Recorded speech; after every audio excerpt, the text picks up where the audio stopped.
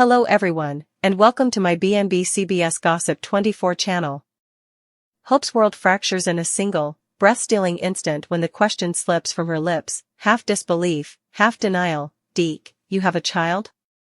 And the silence that follows roars louder than any confession, because in that suspended moment everything she believed about love, truth, and the man standing in front of her begins to unravel into jagged, irreparable pieces. And the shock that seizes her is not just about the existence of a child but about the realization that Deke, the man whose eyes once promised refuge and whose arms once felt like home, has been living a double life so intricately concealed that even Hope, who prides herself on seeing the good and sensing the truth in people, never suspected the depth of his deception. And as the revelation sinks in, her thoughts spiral backward through every whispered vow, every late-night phone call, every unexplained absence, now all reinterpreted through the devastating lens of betrayal, because this is not merely a secret child but the exposure of a hidden identity, a life built on omissions and half-truths. And as Deke finally speaks, admitting that yes, he is a father,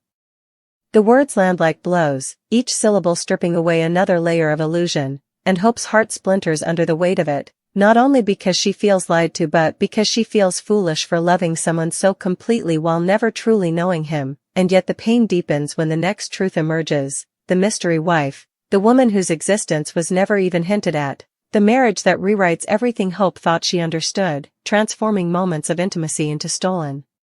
fragments of a reality that was never fully hers. And as the picture sharpens, it becomes horrifyingly clear that Deke has been walking two parallel paths, one as a husband and a father bound by responsibility and secrecy, and another as a man professing love to Hope with a sincerity that now feels both genuine and unforgivable, because the cruelest part of this double life is not that he loved Hope while married, but that he truly did love her, and that love, real and aching, only complicates the wreckage it leaves behind, making Hope's devastation all the more profound as she grapples with the impossible contradiction of a man who can cradle a child, vow loyalty to a wife, and still look at her with longing that feels heartbreakingly authentic. And as her emotions ricochet between rage, sorrow, and an unbearable sense of loss, she realizes that the future she imagined, built on trust, redemption, and the belief that love could conquer the past, has collapsed in on itself, leaving behind only questions that have no comforting answers. While across the room Deacon watches his daughter crumble and something primal ignites within him, a fierce protective instinct fueled by his own history of mistakes and hard-earned lessons. Because Deacon knows all too well the cost of secrets and the scars they leave, and as he steps forward, his presence becomes both shield and sword, his voice steady but laced with a warning edge as he recognizes that this revelation is not just about Deke's failures but about the toxic gravity of a place and a family dynamic that seems to thrive on manipulation and hidden truths. And when Steffy enters the equation, the tension ignites instantly. Because Steffy represents everything that has ever stood in the way of Hope's happiness, every judgment, every power play, every unspoken accusation that Hope's love is naive or misguided. And now, standing amid the fallout of Deke's exposed double life, Steffy's reaction, whether smug, defensive, or genuinely stunned, becomes the final catalyst, the spark that pushes Hope and Deacon to the brink. Because in that charged moment Hope realizes that staying means continuing to bleed in a place where her pain is just another storyline, another whispered scandal to be dissected and used as leverage. And as the weight of it all crashes down she straightens, her voice trembling but resolute, and together with Deacon she delivers the words that reverberate like a slammed door echoing through every corridor of memory and regret. "We're done with this place." 5 simple words that carry the force of 1,000 unspoken grievances, signaling not just a physical departure but an emotional severing from the cycles of betrayal and control that have defined too much of their lives. And as those words hang in the air, Steffy is left staring at the consequences of secrets finally dragged into the light, while Deke stands frozen between the life he hid and the woman he loved, realizing too late that truth delayed can be more destructive than truth denied. And Hope, though shattered, takes her first step away from the wreckage with a clarity born of heartbreak, understanding that while love may forgive many things, it cannot survive without honesty, and that sometimes the bravest act is not fighting for what you love but walking away from what has already broken you, even if the echoes of what might have been will linger like ghosts long after the door closes.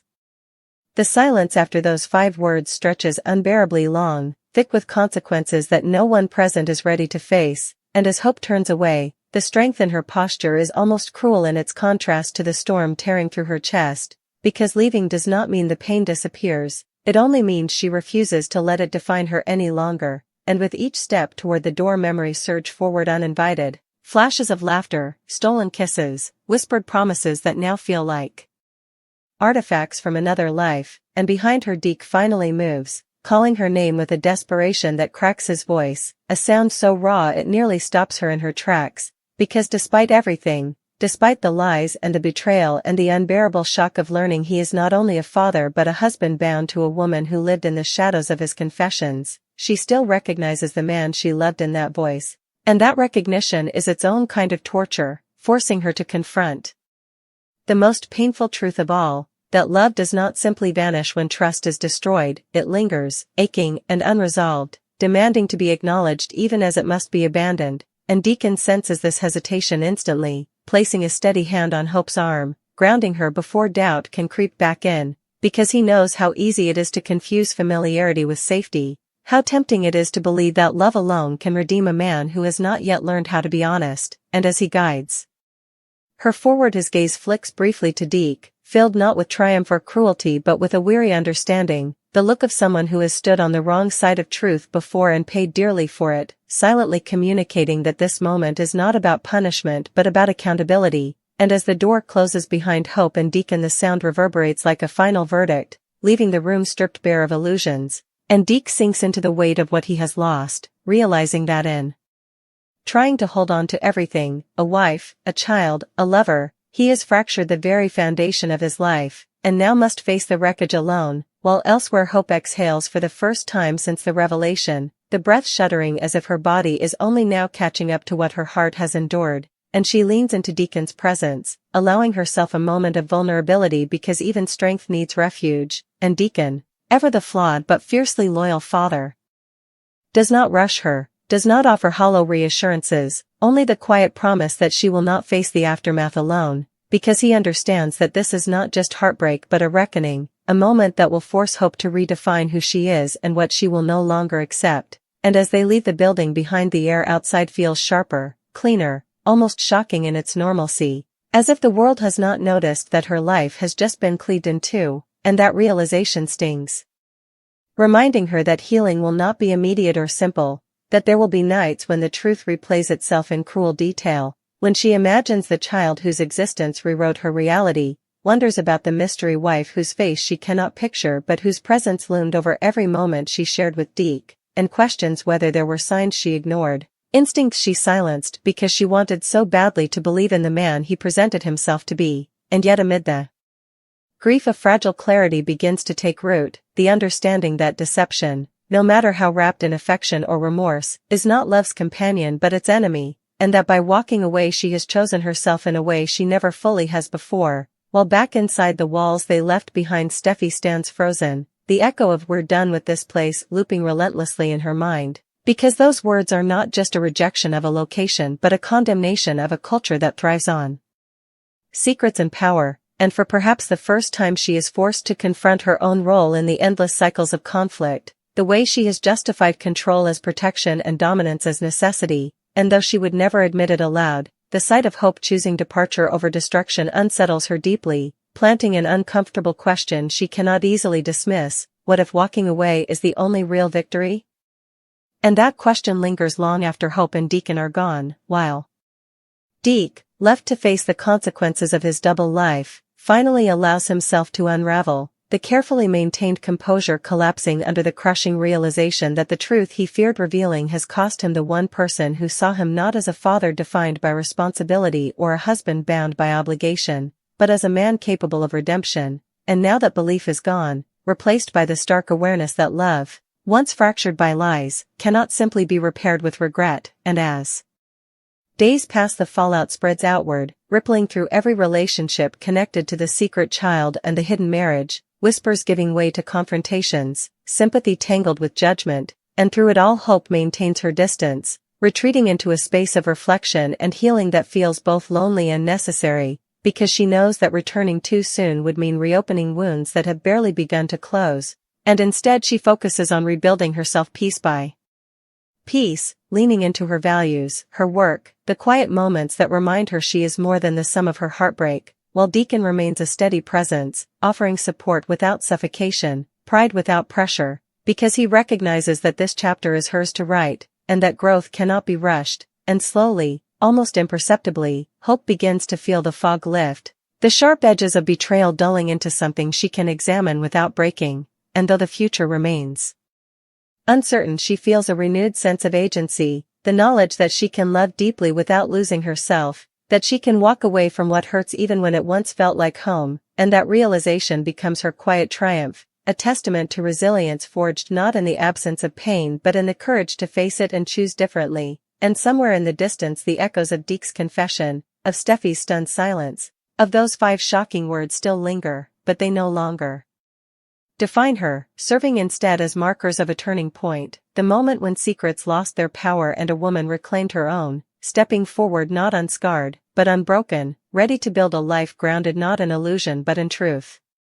Time moves differently after a rupture like this, stretching and contracting in strange, uneven ways, and for Hope the days that follow feel both endless and fleeting, as though each morning arrives too soon and yet carries the weight of weeks already lived, because even in moments of calm the truth has a way of resurfacing without warning, ambushing her in the quiet spaces between tasks, in the familiar corners of rooms where she once imagined a future that now feels like a story she read,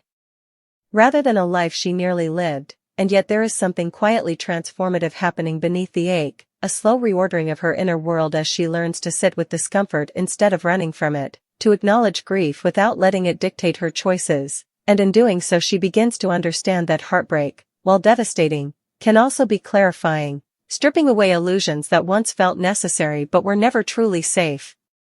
And she finds herself reflecting not only on DEKE'S deception but on her own patterns, the way she has always believed in redemption so fiercely that she sometimes overlooked the cost of waiting for others to become who they promised to be, and this realization does not come with bitterness but with a gentle, sobering honesty that feels like growth rather than punishment, while Deacon watches this evolution with quiet pride, recognizing in his daughter a strength that has been there all along,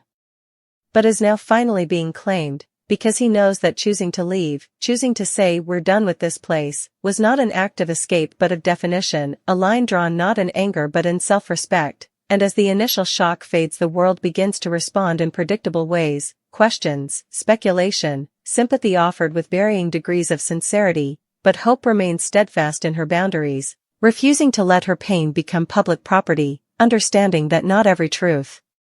needs an audience and that healing often requires privacy more than validation, and this choice, too, marks a shift, signaling that she no longer feels obligated to explain herself to those who have not earned the right to her vulnerability, while elsewhere the consequences of DEKE'S double life continue to unfold in ways he could never have anticipated, because secrets, once exposed, have a way of unraveling everything they touch, and he finds himself confronted not only by the loss of hope, but by the undeniable reality of the life he tried to compartmentalize, the responsibilities he cannot evade, the trust he has shattered, and the painful recognition that love, no matter how genuine, cannot coexist with sustained dishonesty without eventually turning corrosive, and as he grapples with this reckoning he begins to understand that remorse alone is insufficient, that redemption, if it is possible at all, demands a level of accountability he has long avoided, and this realization is both humbling and terrifying, because it requires him to confront himself without the comforting illusion of being misunderstood or unfairly judged, while Steffi, too, is changed by the fallout in subtle but undeniable ways, because witnessing Hope's departure forces her to sit with an unease she cannot easily dismiss, the unsettling awareness that power does not always equate to control, and that sometimes the most decisive move is not asserting dominance but relinquishing the battlefield altogether. And though she would never frame it this way, Hope's refusal to stay and fight on familiar terms leaves Steffi facing a void where conflict once thrived, prompting a reckoning of her own about what victory truly looks like, and as these parallel journeys unfold Hope continues to rebuild her sense of self with deliberate care, rediscovering parts of her identity that existed long before Deke entered her life, nurturing friendships that offer stability rather than drama, finding solace in routines that ground her, and slowly, almost imperceptibly, the sharpness of her pain begins to soften, transforming from an open wound into a scar that tells a story without reopening it, and she learns that healing is not linear, that there are days when she feels strong and resolute and others when a single memory can still bring her to tears, but she no longer fears these fluctuations, understanding that resilience is not the absence of sadness but the ability to move forward